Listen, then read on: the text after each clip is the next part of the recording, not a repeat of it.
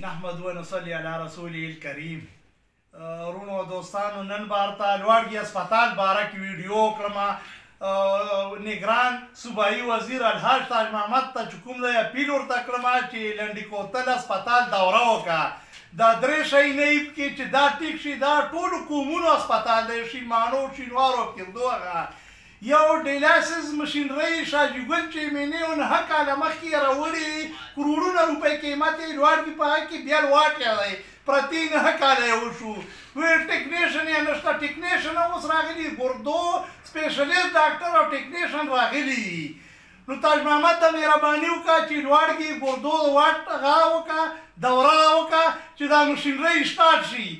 دویمه خبره دا ده چې هغه ټیک چې کومې ستنې اوس 9000 قیمت یې پخوا 6000 وې، هغه ستنې هم راغلي لوړګي هسپتال ته چې مې څه وایي چې دا ستنې هم خلکو ته سټارټ کړه. دریم نمبر چې کوم دی لوړګي هسپتال کې ټولې دیسي دوايګانې د حکومت نه چې کوم دی کروړونه روپۍ ځي او راسې خاورې هي روپۍ کار هم نشته. مهرباني وکړه چې مې ستا وایي دا خاورې ختم کړه، اصلي اکمنټین او ویلیسپ او ایزیترومایسین سمې دوايګانې راوړي چې خلکو ته پیدا پرسي، یا دیسي دوايګانې هم نور کوي. نو الحاج تاج محمد ته یم چې مهرباني وکړه چې لوړګي هسپتال دوره وکړه.